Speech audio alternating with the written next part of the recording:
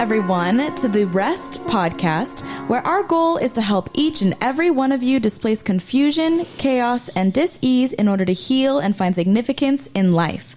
I am your host, Natalie Williams, and I am here with the author of the Reconstitution Method for Healing and Rest, Virginia Dixon.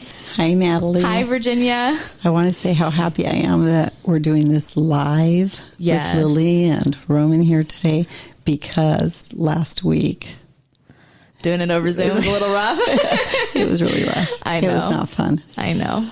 But Dr. Goldstein was so amazing. Yeah. And her story is so amazing. And it was a little bit like the Wild, Wild West, because we both wanted to address the trials and the traumas and how it manifests and triggers in our lives. And anyway, we did the best we could without you, but I'm happy to be back with you here.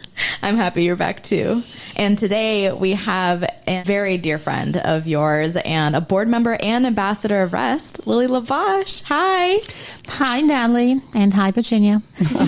We're so happy you're here. Thank you. And thankful. I'm happy to be here. I know it's a tough topic, but I will never forget the day I had to drive into the office to meet you for reasons we were discussing just before we started this podcast. But it was over the tragic loss of a child. And I remember thinking that I have absolutely nothing to say to a mom who's lost her child, because I came really close to losing my 8-year-old little girl from a brain tumor. And I lost a baby at 4 months. And they were just painful beyond words, both experiences. And I'll never, ever forget looking at you, sitting there waiting for me. Because, of course, you were early.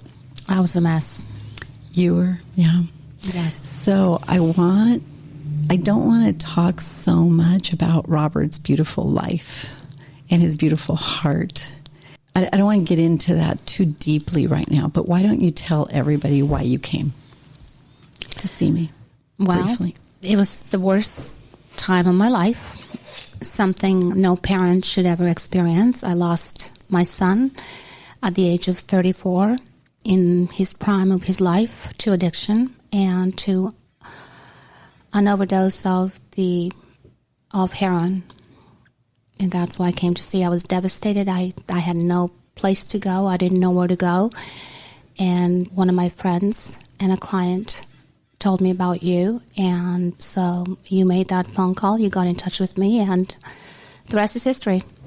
Yeah, it was an amazing day. The level of intensity, the level of everything all mixed together.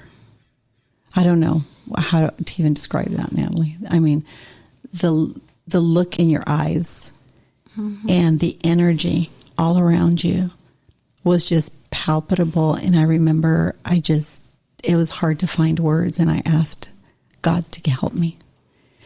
But the result of that meeting was so meaningful, and it was pivotal in my professional life and in my personal life. And of course, we became friends as a result of it. Yeah, it was pivotal in my life too. As I said, I was devastated, and I didn't know what to do. And talking to you and seeing you on the regular basis at that time really helped me move forward. I mean, it's never over, but it helped me. It helped me to get my life back. I remember when you walked out the door, I felt like we got your feet under you a little bit. Yes. Mm-hmm. And I knew what we had to do the next 2, 3, 4, 5 weeks. By the grace of God, I had a thought. And I felt confident of the actions and the steps we needed to take to decompress your central nervous system. I want to read something to you. I don't know if I've ever told you this, but Dr. Bessel Kolk was one of my professors, and Dr. Borges, and I did a course on trauma with him. He's the author of The Body Keeps the Score. And He's a director of the Trauma Center in Boston and the professor of psychiatry at the Boston University Medical School. He's a coordinator of the National Center of Child Traumatic Stress, Complex Trauma, and so forth. But this is his definition of trauma, because it can be a term that is overused. Mm-hmm. But I remember in speaking to you, this really struck me, and I'm reading it directly from his website. Trauma is not the story of something that happened back then. It is the current imprint of that pain, that horror, that painful situation that a person experienced, and the fear that lives inside of the person who experienced a traumatic event. Exactly. And although I met you because of Robert, and I always say he was this little angel that brought you to me because we're just such kindred spirits, mm-hmm. I felt this incredible presence in the room when we were finished. And it was completely different than how I felt when you first came in. I agree. Wasn't mm-hmm. that? Like we had a divine appointment, we right? Did. Yes, we did. Mm-hmm. But I want you to talk a little bit about the trials and traumas and triggers in your own life. And your story was a trigger for me because of what I'd faced with my own children. So I was triggered when I came in here. Why? Because I had experienced some traumatic events that are with me forever. It doesn't mean they have power over me, but they can move me to tears and nothing flat, right? But as you and I began to talk a little bit about where you were at and what was happening in Robert, we really got into the story behind the story behind the story. So I want you to tell everyone a little bit about your roots and about your life. About my trauma? Yeah, about the pain and why this was compounded. I just want to preface what we're going to talk about here for a second by saying that we keep talking about what a mess this generation is in, how addictions are such a big problem in our nation, certainly in our primary spheres of influence. We see it everywhere, drug use and whatnot. Even social media and other things. It's everywhere, yeah. Mm-hmm. But it's a story behind the story behind the story that we're neglecting to tell and to explain. And I always say the fruit of German New Medicine and recall healing and whatnot is phenomenal, that the psychology of the parents at conception becomes the biology of the child. And then, of course, we know through ancient documents that these generational patterns, these generational demons or curses, if you will, are passed down. So I think the gift and the opportunity of every generation, right, is to break those cycles. But one of the things that you and I began to find some level of comfort in is in the bigger story. That perhaps Robert's life, although you miss him so much and he's this amazing, beautiful soul, right? By the way, he was very accomplished. He was a pilot for American Airlines, I might add. And so he wasn't a person that didn't have hopes and dreams and all of that. But it was a broken heart and a shattered soul. Well, we're going to get to that kind of drove him to the addiction. But I want to kind of give the background story of an addiction and the anatomies perhaps of an addiction, and tell your story. Well, I come from a family of addiction. My father was an alcoholic. His father was an alcoholic also. His father died early. I never met him. And my dad lived in Munich during the Second World War. He was in Dachau for a couple of days, so that made a traumatic imprint on him. And he used to talk about it and share with us children. So being children, we didn't want to hear about it, because it was just like, oh, not another story. He's been drinking since his 30s. My mother also comes from a very traumatic background, too, because her mother died during the Second World War, and she was 16, the oldest child. So she took care of the family. Her father never remarried, and she had 3 siblings that she took care of because she was the oldest. Mm-hmm. So that's basically my background, Eastern European. They came to Canada, Vancouver, because we had family there. And it was pretty traumatic for all of us. And they sacrificed a lot for us. There are 3 girls in my family. Mm-hmm. If I look back, I've really never looked that far back. But I think talking to you, I realized how much trauma there was on both sides of my family and how it affected me. and my sisters. What I find interesting, like I think you talk about attachment, I find interesting that it's affected me and my sisters very differently. Mm-hmm. But I really was my father's son that he never had. And you were his favorite. I was definitely his favorite, and everybody knew it. And as a result, I realized how the decisions that I made really were not that great. Can I add something which is really interesting, Natalie? Because Dr. Goldstein, there again, product of World War II, mm-hmm. and the consequence of immigrants from Ukraine growing up in Russia during the Second World War as Jewish people, yeah. and the complexities of that.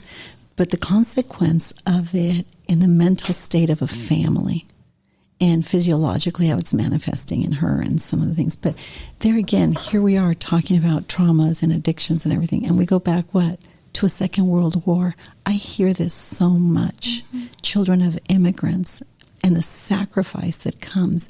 But when we think of world wars, we don't realize that the war really comes to us. We think of wars as something being far away. But the battle comes home. Mm-hmm. to us. Yeah. And sometimes it manifests generationally. And that's why I think your story is so relevant, especially at the cusp of what we just recorded with Dr. Goldstein. And so thank you for sharing that about your dad. I just think there's a level of judgment and intensity sometimes that we address addictions with. And there's heart, there's people, there's stories, there's pain, there's broken hearts and shattered souls, and there's sacrifices. And there's people trying to make life a little bit better than what they had, and they don't always have the resources to do that with. And that's why I want you to tell this story. You told me a story about being 8 years old and mom being anxious and stressed and dad not being home, and she's sending you off. So basically, he would spend his paycheck at a pub, and my mother was the responsible one that, took care of the three of us, made sure we went to school, made sure we got dressed, all the normal things that a parent wants for a child.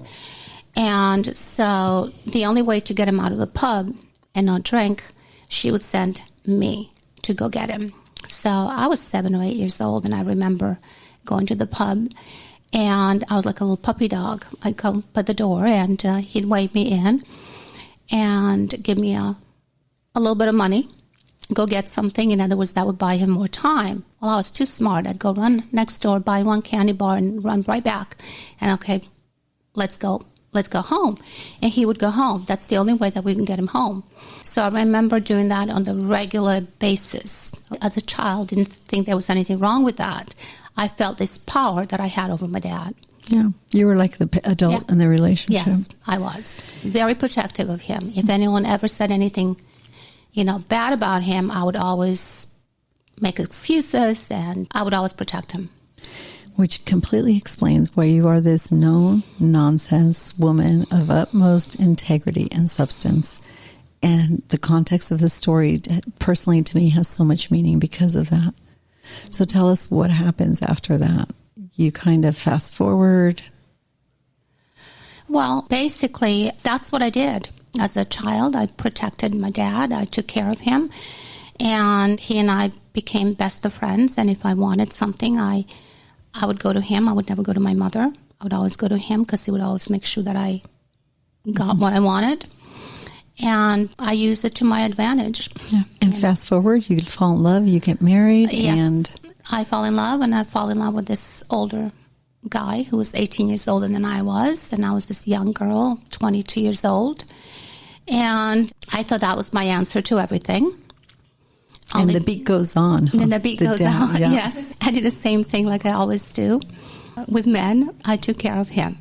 He was very smart. He was an engineer, had his own company, successful, but at the same time, I took care of him.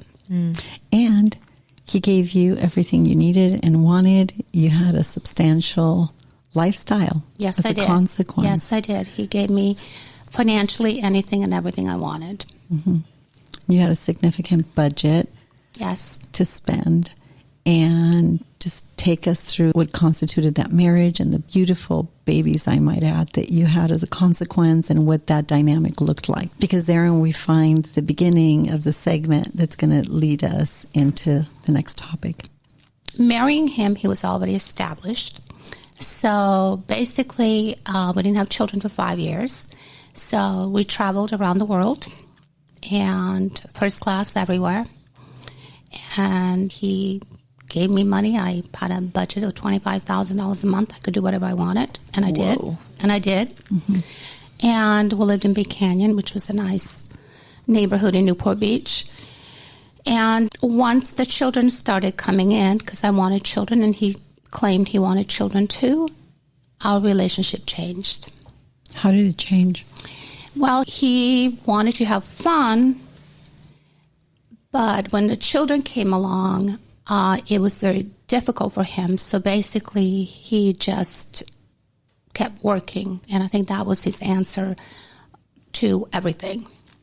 And he thought if he provided financially, that he didn't have to do anything else. Mm-hmm. So it changed, and I can honestly say that, you know how kids play Little League, baseball, football, mm-hmm. or whatever.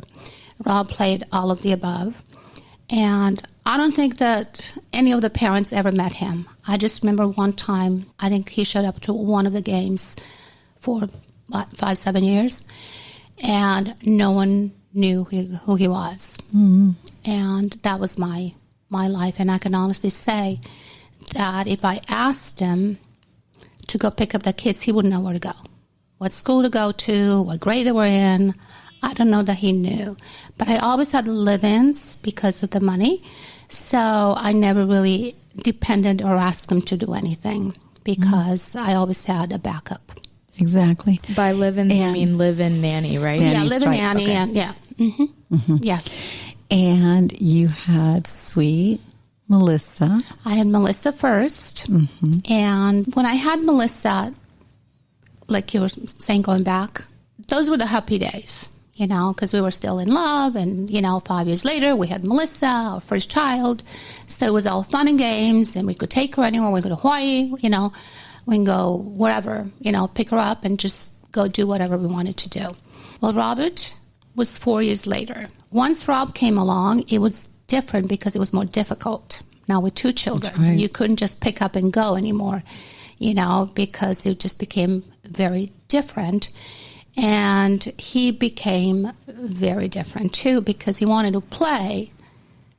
He really didn't want to be responsible for raising a family. And I might add about sweet Robert, and it's evident in all his pictures, he just has a really tender heart and very present. And when he looked at you, it seemed like he was looking through you a little bit. Like he didn't talk a lot. Studied people. But he studied and he processed everything. Mm-hmm. And he didn't say a lot, but when he said something, it was very substantial and very meaningful. He always was like that. And I can give you a perfect example. We went to a movie one time. I mean, we went to a lot of movies, you know, with the kids, but I remember Melissa and him going to a movie, and it was some kind of dog movie. I don't remember the name of it. And Melissa's sitting there. She's 4 years older, remember, than he is. She's hysterical, laughing because the dog's talking and saying all these stupid things. And Rob looked at her and he said, "Melissa, you're so stupid. Dogs don't do that." Okay, so why are you laughing so much? This is so dumb. He's very practical. Very practical. His sensitivities. Yes, and he was very, he was very smart. He did really well in school and everything. Fast forward, where do things really begin to unravel? Things started to unravel early on, shortly after I had Robert. I mean, even when I was pregnant with Robert, things were not good. I knew this is not my destiny with this man because he just wasn't available. And I wanted to leave, but I didn't because I thought, okay, I'll buy myself a couple of years, which is what I did. I know that you voiced your frustration, your sadness, your desire, and your need for him.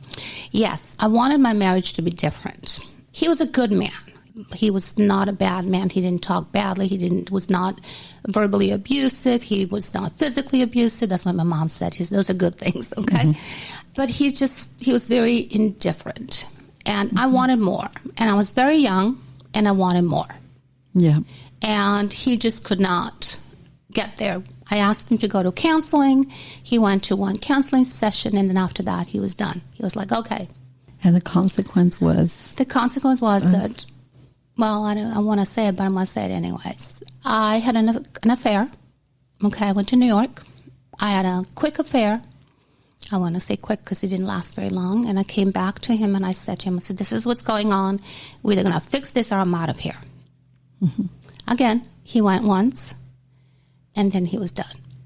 And I said to him, I'm selling the house. I said, I'm out of here. And he didn't think I was going to sell it because the timing wasn't good. And I think real estate wasn't doing well at the time. So he didn't think it was going to happen. But guess what? I sold the house. And he told me, he said, if you sell the house and if you do this, he said, you're not going to get anything. I thought he was full of crap, you can't do that. And he said, you'll see. And basically that's what happened. I sold the house. I bought a smaller condo, moved it in with the children, and got divorced. And he was supposed to pay me this enormous amount of alimony and child support. And basically he did it for 6 months, and after 6 months he disappeared. And that was it? That was it. So here I am with 2 children. By this time they're teenagers, okay, with no job, because I worked for him. He and I don't want to say that I worked for him. He and I were partners in his business. He shut the door and he just left. Okay, so here I am with 2 children, no job. Okay, I started going to law school at one point. And then I thought, this is going to take too long. I'm not going to do this. Okay, so I quit. So that's one big regret that I have, because I really should have finished that. I sold a condo at the time, moved in with a friend with the 2 kids. I rolled the dice, was working for a marketing company, but it wasn't enough because I came from having $25,000 a month to zero money. And the kids were both still in school, and I was paying for school. Anyways, it became a total financial mess. So what I did is when I sold a house, I rolled the dice and I said, I'm going to go in real estate. I got licensed, and I studied during my lunch breaks, and I got licensed. Once I got licensed, I worked both jobs. I worked at the marketing office, and then I worked in real estate at the same time. I didn't make any money, or hardly any money, the first year, and I was scared. And when I sold the house, I didn't tell my family because I know that they would probably disagree and tell me shouldn't have done that. A lot of my friends told me, you're never going to have another house, you're never going to own another property. Don't do that. That was not a good decision. Then after that, I stopped talking to people because I didn't want to hear the naysayers. I just wanted to do what I thought. You knew what you needed to do. I knew what I needed to do. So I just rolled the dice. Can we all just sit on that one for a minute? To have the wisdom in the midst of so much pain and so much loss and so much fear, I might add. We've talked about this so much. But having the courage to say, no, I'm going to invest in me. And I believe that these are the deepest convictions of my heart, and I need to take care of my children, because that was the motivation, right? Yes, the children were the motivation, definitely. Failure wasn't even an option. That was not an option at all. I thought of going back to law school, but I thought, well, again, that's going to take too long, and I don't have time. I have to feed them now. And so first year, I didn't make any money. Second year, I made $72,000. Year 3, I made $500,000. And the rest is history. Yes. So. It's amazing how you can find your purpose in your pain. As a result, because I was working so hard, because I wanted to get back on my feet, because by this time kids needed cars, and they were still in private schools and everything else. I mean, I know for a fact that's when Rob went sideways, because I was not paying attention. I didn't have the time to pay attention as I normally would and have. And I saw the picture right before Dad left, and he was these radiant eyes, this happy face, these 2 happy children. And you showed me a picture that was taken just a month or 2 later. And it was like something sucked the very soul out of him. You did. And you could see reconciling the confusion, the chaos, and the dis-ease that he saw emerging in his home became a thorn in his tender little heart. And He was adorable. He's young. He's smart. And Melissa too, by the way. And they did what they could with what they had. But at the end of the day, there isn't a place sometimes to get that splinter out or to deal with that hole in our hearts, right? And so we need to live and survive. And we find ways to do that. And you saw that as a mother. Yes. And we stop at nothing to take care of our kids. Because we fill in vacuums. That's what moms do, right? We fill in the gap. And I had no family here. That's another thing. It was really That's difficult right. because I didn't have any family. I had a lot of friends, but friends are not family. Mm-hmm. And looking back, I feel like if I have any regrets, it's that I didn't go back to Vancouver, because at least the kids would have had uncles and aunts, cousins. Mm-hmm. They didn't have anything. They didn't, but they had an amazing mom. And every time I think of you, and everybody that knows you would testify to this, you're a strong woman of substance. Thank you. And you have been a mentor to so many people. Again, the purpose that comes in our pain. And we can look back on would-haves, could-haves, should-haves, but that's such a waste of productive energy, because I look at, because of Robert, because of your whole story, I've gotten to know you. And we're impacting the lives, literally, of tens of thousands of people. Across the world. Across the world. And Natalie can speak to this. Mm-hmm. And the contribution you've made to me, to us, to my team, just in your friendship and putting your money where your mouth is, recognizing that we have the hemorrhaging heart of a generation just steeped in addictions. Mm-hmm. And we can't walk away from this conversation. That were it not for Robert's tender heart and your heart of a warrior, you are just a warrior princess. You just are. And were it not for the substance of everything that you are and everything that he was, and even Melissa, everything that she is, because she's a tough one too. She's a fighter. She's a fighter. We wouldn't be here. And so, I don't know, Lily. I know we all look back. I think we all look back and we wish we would have done a lot of things differently. But every time I do that, I feel God saying, psst, psst. I'm over here. I'm over here. You cannot fall away from the will of God for your life. It might not be pretty. We might take detours. We might take the long way around. But somehow he has a way of getting us back on track. And when I think about the beauty of the contribution that you've made to people in your sphere of influence, because I know you've impacted the lives of so many women through the trials, through the traumas that you've encountered in your life, don't lose sight of that, right, too. And I think I want our listening audience that are perhaps in similar places and dealing with similar things, be careful not to despair in the midst of what you think you understand. Because the story of Robert has turned into something so much bigger in my life. I felt like the day you left my office, like I knew him. I felt like, oh my gosh, this boy brought you here. Lily, you have no idea what I do. What we're after, what we're trying to do. We're trying to heal the hemorrhaging heart of our nation, just riddled with addictions. And I remember your eyes lit up for a minute, and she said, you said what I wouldn't give. I wish I had this information when I was raising my children. R.E.S.T, right? R.E.S.T, absolutely. Yeah. You know what you said to me that I'll never forget? Natalie, you've heard me say this so many times. Yes. But Virginia, my son had the dream, the idea of something like you, of this. He did. Mm-hmm. He was that sensitive. He was that intuitive. He knew the pieces that were missing. He just didn't know who he could go to bring them into alignment. And I didn't know where to send them. I had no idea. I wish I had that information before. But he was here. Yeah. Well, I just love you. I love your strength. I love your courage. I love your sensitivity. And I know this is a really painful discussion, but I want it to also be something that is life-giving for people that are listening who find themselves in really dark and scary places like you did. Because you really circled the wagon and you just took care of your family and you didn't neglect the families around you and the brokenness around you. We live in Southern California in Orange County. You live in a very, very affluent community in Newport Beach. Yeah.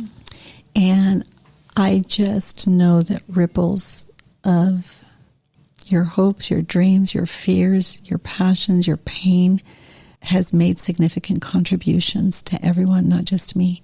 So I'm so happy everybody got to hear the backdrop of what we're going to discuss next, which is sweet Robert's story and Melissa. Okay. There's something just beautiful about her. But is there anything you want to close this little segment with? I don't know if there's anything I want to close it with, except that I miss my son. My life has changed. It's different. And I miss my boy. Forever. And ever and ever and ever. Thank you, Lily.